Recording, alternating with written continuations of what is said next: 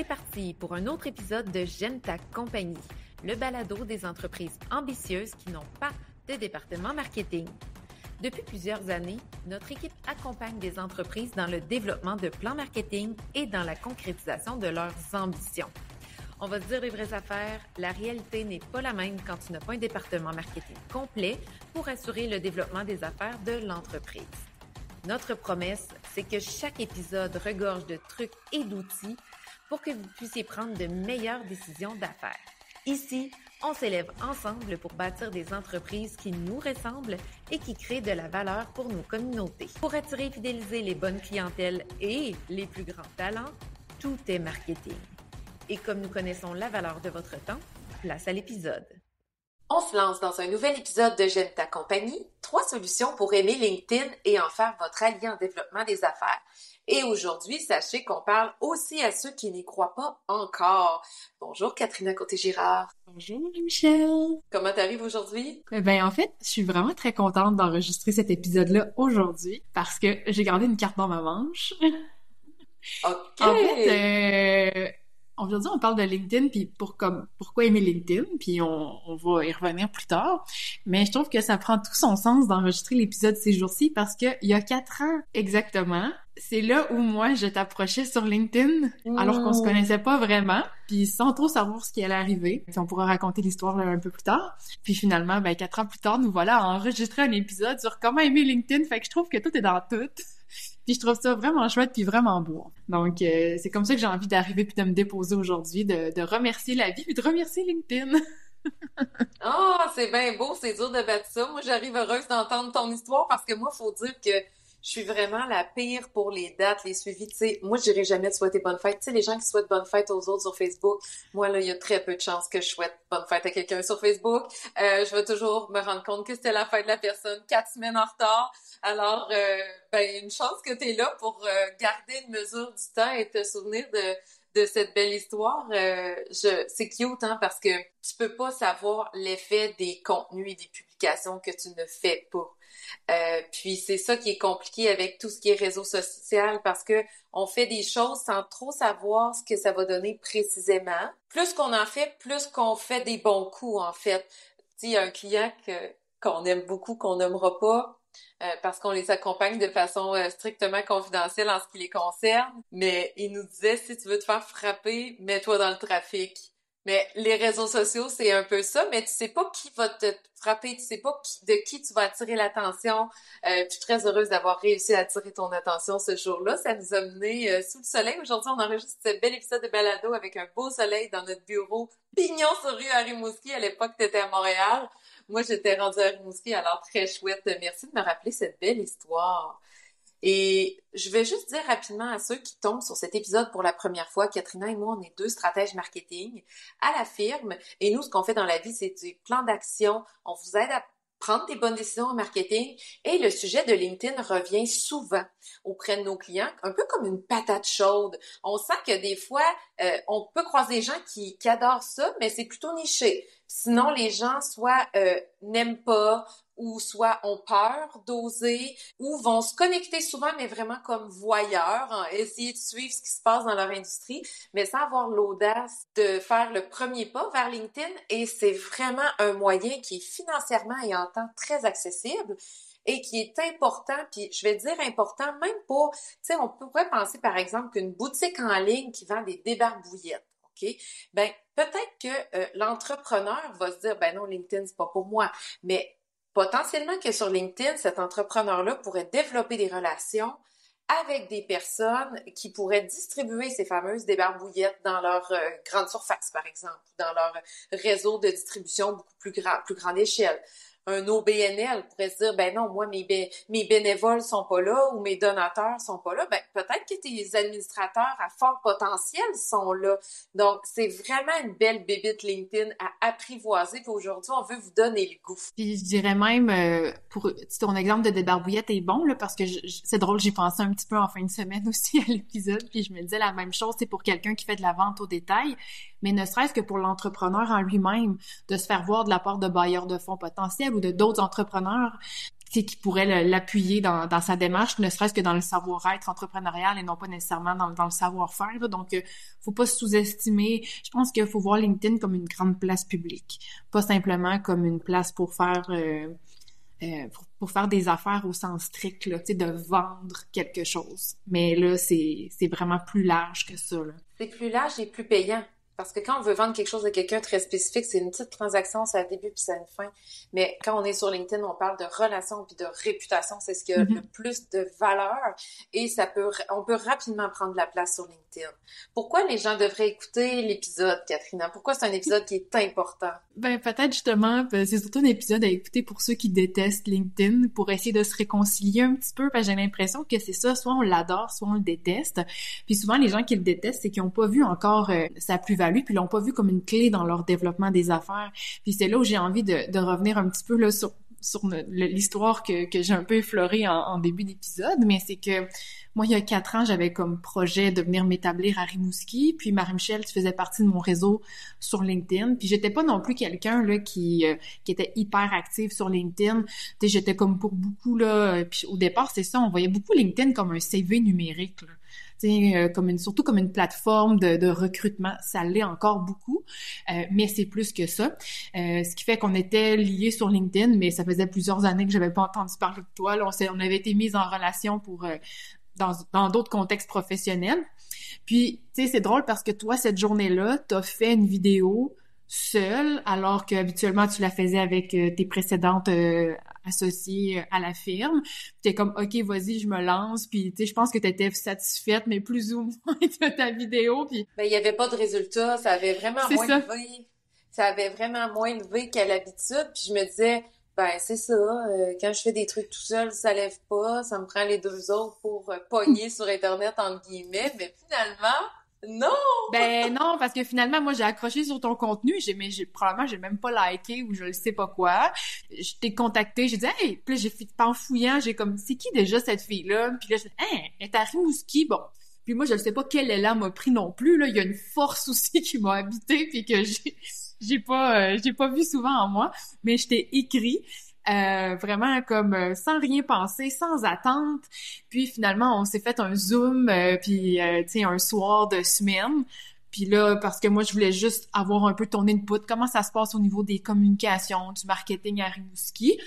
Puis ça a débouché finalement sur un emploi, ce que j'aurais jamais cru, puis probablement que toi non plus, je sais pas au moment où on s'est parlé, mais c'est là où justement, je pense qu'il faut apprendre, tu sais, pourquoi écouter l'épisode, ben, de un, pour vous laisser convaincre, mais de deux aussi pour vous laisser l'essayer, puis juste d'être là sans attendre sur cette plateforme-là, dans le sens où, sans attendre parce qu'on veut pas nécessairement générer quelque chose de spécifique, mais qu'on se laisse porter parce que ça va apporter, justement, là.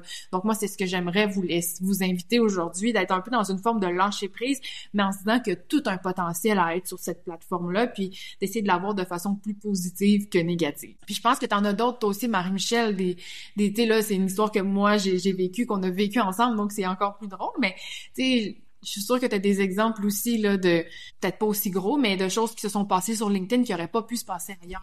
Ben moi, c'est drôle parce que pour moi, LinkedIn, c'est un peu comme un 5 à 7 d'affaires, mais qui peut être à grande échelle.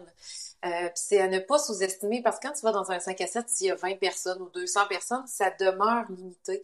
Mais quand on fait une publication sur LinkedIn qui top 5 000 ou même des fois 20 000, 30 000, 50 000 impressions, ça veut dire que 50 000 personnes qui ont écouté ton idée, ton contenu, ton propos, c'est non négligeable. Puis moi, ce que j'ai observé, c'est que, tu sais, je vais avoir 39 ans bientôt, puis je suis rentrée sur le marché du travail à 21 à peu près. Fait que on fait le calcul, là. Puis même, je faisais beaucoup de stages avant, à partir de 19-20 ans, j'étais en stage, puis je travaillais dans des belles boîtes et tout. Donc, mon réseau d'affaires commence à avoir de l'âge. Mon réseau d'affaires a bientôt 20 ans. Puis, tout au long de ma carrière, j'ai ajouté des gens sur LinkedIn dans mon réseau. Puis ces gens-là, maintenant, sont très, très haut placés et influents. Puis j'observe que nous, à la firme, puis on fera un autre épisode pour aller plus loin sur comment on fait pour jongler entre nos comptes personnels et professionnels. Mais si je mets de l'avant des contenus de la firme publiquement, si je prends de la place, ben il y a ces gens-là très haut placés, très influents au Québec, au Canada ou même à l'international qui voient passer ma petite entreprise, entre guillemets, de Rimouski c'est fascinant à quel point parfois je me fais dire « Hey, c'est le fun ce que tu fais! » j'ai déjà eu même Moi, j'ai travaillé longtemps chez Astral Media, puis il y avait le bras droit de Diane Greenberg que je salue. S'il écoute le balado, il va se reconnaître. Mais je pense que c'est il y a 2 ans, en janvier, là, dans le temps des fêtes, il m'a écrit un petit message sur LinkedIn, puis il a dit « C'est vraiment chouette vos contenus que vous faites. » Puis j'ai fait « OK, le bras droit du propriétaire d'Astral Media, expert en communication, que moi, quand je travaillais avec lui, j'avais 25 ans peut-être. Lui, il était un petit peu plus vieux, puis tu sais, il était au 30e étage quand moi, j'étais au 17e. Là, tu sais, fait qu'au sens propre et figuré, il était plus haut placé que moi.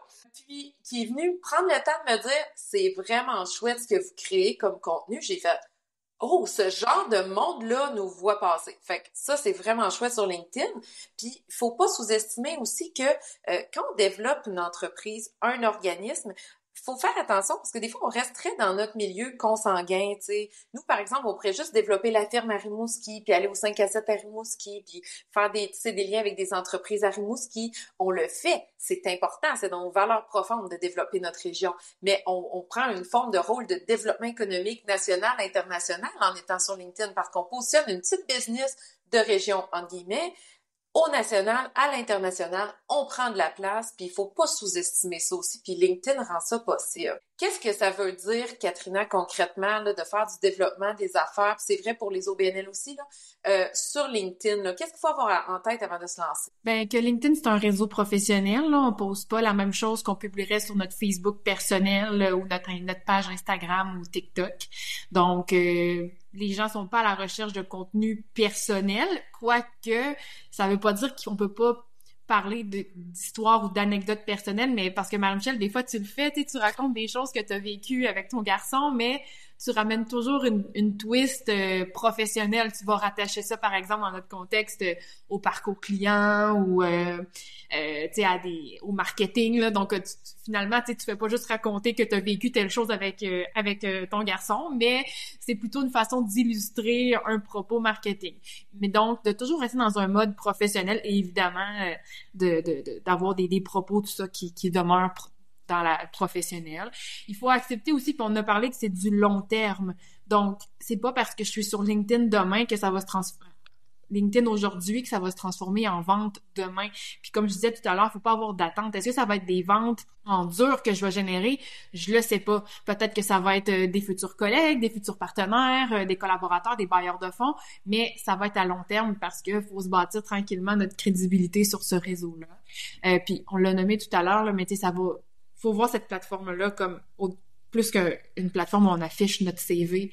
Ce n'est plus ça. Je pense que ça a commencé un peu comme ça, mais c'est plutôt une façon de faire valoir son expertise, de faire valoir qui on est vraiment comme entreprise, comme entrepreneur, comme employé, comme gestionnaire. Il n'y a pas que les entrepreneurs qui ont leur place sur LinkedIn, mais il faut se créer un branding personnel, là. Puis ça, on va avoir un épisode spécifique à ce sujet-là, mais il faut se créer sa propre marque personnelle autour de LinkedIn, là, qu'on soit entrepreneur, employé ou gestionnaire. J'adore quand tu dis prendre sa place avec sa marque personnelle, oser prendre l'espace, oser le faire avec le professionnel, la page affaires. Puis j'irais jusqu'à dire, oui, un réseau, ça veut dire des relations, c'est oser initier, prendre soin, enrichir des relations avec d'autres marques personnelles ou avec d'autres marques professionnelles. Ça me fascine, c'est vraiment la meilleure plateforme pour y arriver. Pourquoi c'est important d'être sur LinkedIn là, quand on est entrepreneur, quand on est avec notre entreprise, quand on gère un organisme à but non lucratif, là, pourquoi c'est vraiment une clé en 2024, bientôt 25, d'investir tant d'argent et énergie sur LinkedIn? Ben, je commencerai peut-être là pour ceux là qui ont peur de LinkedIn, puis tu sais puis c'est c'est tout à fait légitime là. On n'est pas là pour dire vous avez pas raison d'avoir peur. Tu sais, c'est quand même ça peut être pas effrayant, là, le mot est un peu fort, là, mais tu sais, ça peut être déstabilisant là, de s'afficher puis de se mettre à nu un peu là, au niveau opinion. Tu sais, encore là, on vous proposera jamais d'aller mettre vos opinions politiques sur LinkedIn, mais tu sais, il faut se mouiller, il faut se commettre, faut prendre une certaine forme de prise de position quand on est sur LinkedIn. Donc si là a priori pour ça vous tu sais, ça vous rebute, ben on peut d'abord se dire ben c'est important d'être sur LinkedIn pour juste voir ce qui se passe. C'est quoi les tendances en ce moment? Tu sais, nous en marketing, là, on va voir des choses passer qu'on va dire hey, ça c'est cette personne-là, c'est une personne d'influence, faudrait peut-être que je la suive ou que je suive son entreprise parce que ce qu'elle dit c'est vraiment intéressant. Donc à tout le moins pour voir ce qui se passe dans notre domaine, dans notre milieu d'affaires, pour être au fait puis être un peu comme pas être à la remorque là, de rien, mais sentir qu'on maîtrise un petit peu plus là, les tendances puis les entre guillemets des fois aussi les derniers potins parce qu'il y a des choses qui peuvent se discuter là-dessus. Ben, j'aime ce que tu dis parce que sur LinkedIn, tu sais, il y a, comme on disait, le côté social, créer des relations, mais moi, le nombre de personnes qui sont venues m'écrire ou que moi, j'ai réussi à leur écrire parce que c'est réellement eux qui sont derrière leur compte personnel. Puis, c'est dans les mœurs de se demander, hey, est-ce qu'on prend un café virtuel? Ça va même au-delà de la plateforme. La plateforme, c'est comme une courroie qui nous permet de parler aux personnes, des fois haut niveau, qui, si on essayait de passer par l'entreprise, l'adjointe administrative, la secrétaire, peu importe. Il peut y avoir des fois un mur entre nous et les personnes qui prennent les décisions. Mais sur LinkedIn, on a un accès direct. On peut oser demander un café virtuel. Puis le nombre de belles rencontres que j'ai fait au-delà de la plateforme, moi, je les compte plus et ça continue, là. Je pense que ce qui est intéressant aussi, c'est que c'est encore une des seules plateformes où on peut prendre la place de façon organique. Tu sais, ça rejoint un peu ce que tu dis. Puis surtout on pourra peut-être en parler plus dans un autre épisode, mais il y a plus de place à prendre d'un point de vue personnel que d'un point de vue entreprise, là, si on distingue la page personnelle de la page entreprise. Mais quand on publie quelque chose puis que ça répond, ben il y a une manière de prendre de la place, là, puis c'est pas parce que t'as pas beaucoup de gens qui te suivent ou avec qui t'es relié que ça t'empêche de circuler, là. Je veux juste ajouter que organique, ça veut dire qu'on n'a pas payé pour être vu. Ça veut dire que merci la publication a rayonné sans qu'on mette d'argent parce que ça, entre guillemets, les gens l'ont apprécié, ont engagé avec la publication, donc ça prend de la place. Puis ce qui se passe en ce moment sur LinkedIn, c'est que c'est plus facile d'avoir un grand rayonnement avec les publications personnelles que les publications de notre page entreprise. Est-ce qu'il y a d'autres choses à considérer, Katrina, là, qui font que c'est vraiment important de considérer LinkedIn? Ben, tu sais, je veux dire, on peut recruter sur LinkedIn, on peut trouver des nouveaux collaborateurs, collaboratrices, donner de la visibilité à son entreprise, à soi, à son expertise. Donc, je pense qu'il y a pas de raison de pas y être. Même si c'est juste pour un des éléments, celui qui nous permet de nous commettre le moins. Je pense qu'il faut au moins essayer puis donner un peu plus de chance à cette plateforme-là. Puis on le sait pas dans 2 ans où elle va en être rendue. Peut-être que dans 2 ans, on va faire un épisode totalement le contraire, c'est sur LinkedIn. Mais là, aujourd'hui, c'est la réalité. Puis nous, comme stratège marketing, c'est ce qu'on perçoit là, comme que c'est vraiment une plus-value à aller mettre un petit peu de temps à chaque semaine sur cette plateforme-là. Et je conclurai en disant que c'est une superbe plateforme pour bâtir les marques personnelles et professionnelles. Puis moi, j'ai commencé à voir la valeur de ça quand je faisais des demandes, par exemple, soit de subventions ou de soutien d'organismes, puis que là, mon dépôt de projet était fait devant un conseil d'administration ou un comité que je connaissais pas, je connaissais personne dessus, ou je ne sais pas qui était de l'autre bord parfois, puis le feedback que j'avais de la personne qui prenait le dépôt de projet, elle dit « Ah, c'est chouette, bravo, parce que quand on a présenté ton projet, les gens ont dit « Ah, ben c'est drôle, on la voit partout en ce moment. » Puis c'était Puis je disais « Ah, est-ce qu'il y a des gens dans mon réseau? » Puis la personne me disait « Ah, tu sais, mettons, je peux pas te dire c'est qui, mais je peux te dire que c'est pas des gens que je vois avec toi ou autour de toi en ce moment. » Donc, ça veut dire ça, une marque personnelle, une marque professionnelle. C'est comme « Ah ouais, OK, Katrina, c'est elle, puis elle est à la firme. » Ou « Ah, Marie-Michel, ben oui, on la voit parler, elle parle de ça. » Ou la firme marketing, ben oui, tu sais, l'autre jour, j'étais dans un événement, puis il y a aussi une fille que je connaissais pas, je me suis présentée, puis j'ai dit, je suis Marie-Michel Bélanger, stratège marketing. Puis là, elle a dit, pour qui tu travailles? Puis là, j'ai dit, ben, la firme marketing. Elle a dit, ah oui, la firme marketing, elle connaissait très bien la firme.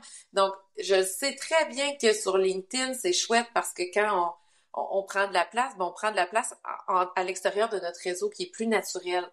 Maintenant, Katrina, là, tu sais, on revient au début, on le sait que les gens qui nous écoutent, probablement qu'ils ont certaines peurs. Est-ce que c'est une peur, une menace à l'ego, hein, d'essayer quelque chose que ça marche pas, que les gens embarquent pas dans nos contenus?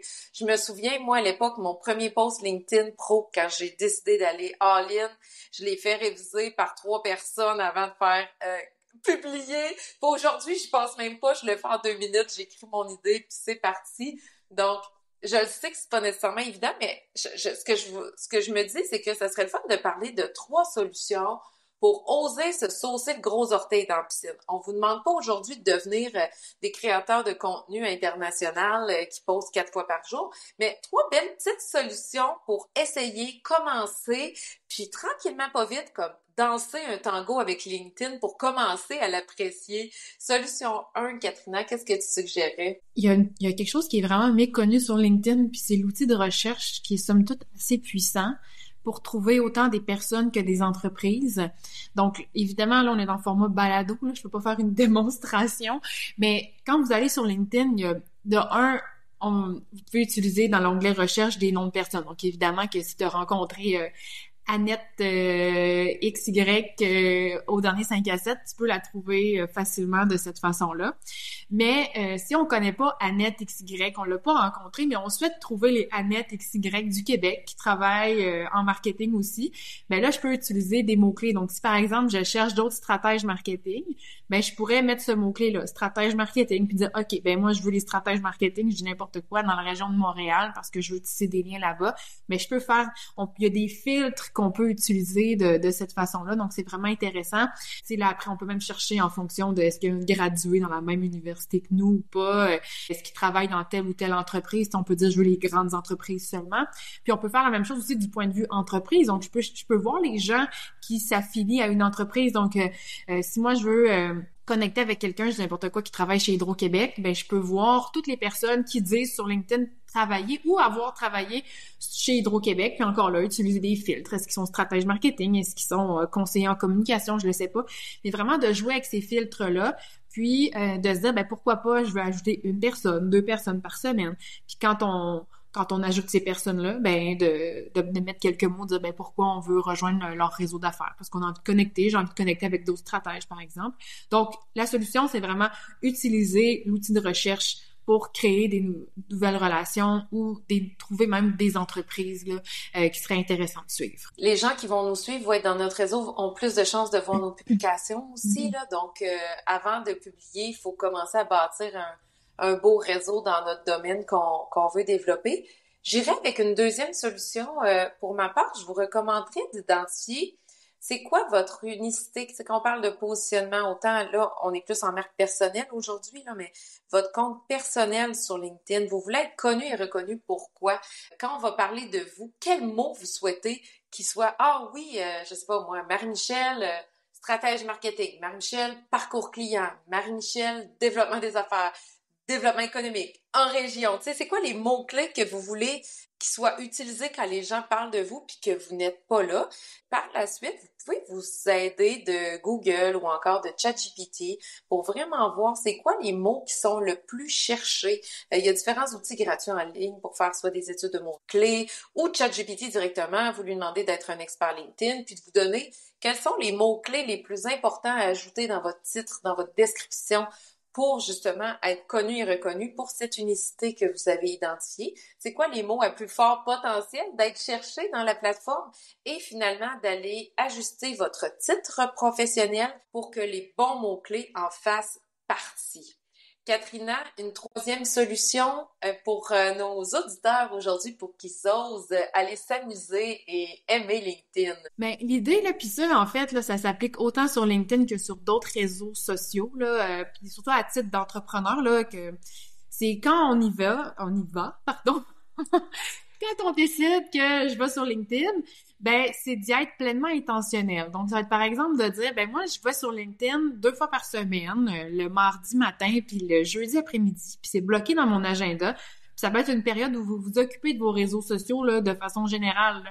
Je vais sur LinkedIn, puis après ça, je vais sur le Facebook de mon entreprise, sur l'Instagram. Mais là, on va parler que de LinkedIn aujourd'hui. Ben, j'ai une plage horaire ou des plages horaires hebdomadaires. Puis là, au départ, là, notre intention, ça peut être de dire, je vais commenter 2 publications. Donc, c'est sûr que pour ça, pour avoir de l'espace pour commenter des choses qui nous interpellent vraiment, ben c'est là où c'est intéressant d'avoir un réseau qui a une taille intéressante, là. Puis au début, c'est sûr que ça peut être juste des petits bravos puis des petits félicitations, mais ce sera ça au départ. Puis après, ben, vous allez peut-être, honnêtement, là, vous allez prendre goût, vous allez vous rendre compte que ça fait pas si mal que ça, puis que oups, il y a un petit like sur mon commentaire. Donc de plus en plus, vous allez prendre plus de place, puis incarner davantage l'unicité, le positionnement, puis démontrer toute votre expertise à travers vos commentaires. Donc ça peut être la première chose. Donc en ayant une intention, en s'assoyant derrière son ordinateur ou son téléphone, ben c'est pas juste je vais défiler un fil d'actualité sans trop savoir ce que je fais, mais je vais plutôt dire OK, ben moi je veux ajouter 2 commentaires aujourd'hui. Puis ça, ben c'est une première étape. Puis pour ceux qui sont plus courageux ou quand vous l'aurez fait pendant quelques semaines, ben vous allez pouvoir dire ben OK, une fois par semaine, je fais une publication aussi. Donc ça c'est peut-être c'est ça, la deuxième étape ou la première pour ceux qui le sentent davantage, mais de dire OK, je vais publier quelque chose où là je vais partager, puis des fois ça peut être juste de partager une anecdote qui s'est passée en s'assurant d'anonymiser la chose, tu sais, parce qu'on peut donner des exemples de cas avec des clients, mais on nomme pas qui sont les personnes parce que ça illustre quelque chose qui est vécu à grande échelle par tout le monde, que les gens pourraient se reconnaître dans votre publication. Ça peut être quelque chose que vous avez observé dans votre milieu professionnel ou autre. Donc vraiment encore là, de se laisser porter puis de pas être trop cérébral. Là. Ça se peut qu'il y ait des gens qui soient pas d'accord avec ce que vous dites, mais justement c'est là où c'est intéressant puis on peut démontrer, nous, notre position, puis notre expertise, puis pourquoi on voit telle chose de telle façon. Mais déjà, de commencer, en fait, avec 2 commentaires par semaine, par exemple. Ça serait une belle intention de départ. Oui, puis je me souviens, moi, j'étais en coaching avec un client, puis il était 3, OK, dans leur équipe, puis là, je les challengeais d'aller un petit peu plus sur LinkedIn, puis lui, il disait, je sais pas comment tu fais, mais je te vois tout le temps passer, tu sais, puis c'était justement une époque où je publiais moins, je manquais de temps, on avait perdu quelqu'un dans l'équipe, ma charge de travail avait comme, en tout cas, je veux pas dire doublé, mais pas loin, mais ce que je faisais, je commentais. Puis quand on commente, notre réseau voit qu'on a commenté quelque chose, puis c'est extraordinaire. Donc, même sans trop prendre de risques pour commencer à m'adouer, ben hop, notre réseau voit qu'on est actif puis qu'on participe. Et les collègues aussi, chez qui on va aller écrire un commentaire, vont dire « Wow, sont bien fortes, sont bien smart, les filles de la firme, et comment elles nous aident à faire déployer ou rayonner notre message et nous soutiennent dans notre démarche. » Donc, tout ça, c'est juste du bon. Puis, je conclurai en disant que, tu sais, quand on a peur puis on veut risquer une première publication, souvent, ce que je vois qui pogne sur LinkedIn en ce moment, c'est des photos pour documenter. Ah, j'ai eu un lunch avec un tel, je suis allée à tel congrès, puis là, il y a 3-4 photos, puis là, on clique, puis on regarde. Tout le monde est un peu voyeur. C'est super facile, on prend même pas de position, on fait juste dire « Hey, on a vécu ça, c'était le party hot dog de cet été de l'entreprise » ou je le sais pas, tu sais, on a fait le déjeuner pour se taper dans le dos cette semaine sur nos projets de l'année. Peu importe, c'est pas toujours obligé d'être des lacs à l'épaule dans des chalets de luxe, là, juste le temps, hey, on a une belle discussion à machine à café, on vous salue nos clients qu'on aime, cheers. Ben, ça peut être simple comme ça, puis ça va fonctionner. Puis là, tout le monde va venir dire « Ah, belle équipe, je m'ennuie de vous autres, blablabla. » Et tout ça fait que vous vous faites voir puis vous rayonnez. Fait que let's go, osez. Puis n'hésitez pas à nous taguer, on pourra vous voir, puis aller vous encourager, aller commenter, aller aimer, puis on va vous faire la plus belle tape dans le dos parce que vous allez voir, ça avance. Puis il y a une deuxième chose que je veux dire aussi avant qu'on raccroche, entre guillemets, c'est de pas en faire un puis arrêter. Il faut se donner comme un objectif, puis s'amuser avec ça parce que les résultats sont longs à arriver dans ce genre de démarche-là. On peut pas faire 3 publications et dire ça marche ou ça marche pas. Puis ça se peut que la deuxième, là, que ce soit un coup de circuit, puis que ce genre de court-circuit-là va revenir 3 ans plus tard. Ça, c'est la réalité. Donc, je vous dirais de vous donner un objectif là, dans le temps, là, comme nous, quand on a lancé le balado, on a dit 52 semaines, 52 épisodes, puis après, on juge des résultats. D'ici là, on reste focus, on est dans les opérations, on fait le balado, on le sort sans trop analyser. Puis c'est le fun parce que là, dans les chiffres, moi, je commence à m'amuser avec notre outil puis je vois à quel point le balado a un impact sur nos chiffres clés. Donc, je fais OK. Puis là, on approche là, du 50e épisode tranquillement, pas vite. Donc, OK, là, on va commencer à jaser de si ça marche ou ça marche pas parce qu'il faut en faire plus que nous 2 ou 3 fois là, pour voir si ça fonctionne. Catherina, as-tu aimé ma compagnie aujourd'hui? Oui, depuis 4 ans, j'apprécie ta compagnie. Pareillement! Et juste pour dire, moi, la première fois que j'ai vu Marine, ben, ça c'est pas la première fois qu'on s'est vu, mais la première fois dans un contexte film, disons, tu m'avais écrit, attention, je sors de la douche, warning, je pense que il était le soir 7 heures, en pleine pandémie, C'est ça, tu sortais de la douche, là, tu sais, les cheveux un peu mouillés, puis garde, tu vois, je suis là 4 ans plus tard, donc ça n'a pas eu d'impact. Les cheveux toujours aussi propres, Marie-Michel. Toujours très propre de sa personne et très intègre et j'assume les cheveux mouillés et le pyjama sur Zoom quand il le faut. C'était pleinement authentique. Écoute, une belle semaine à tout le monde, puis allez oser vous amuser sur LinkedIn. Merci, Marie-Michel, à bientôt. Bye bye!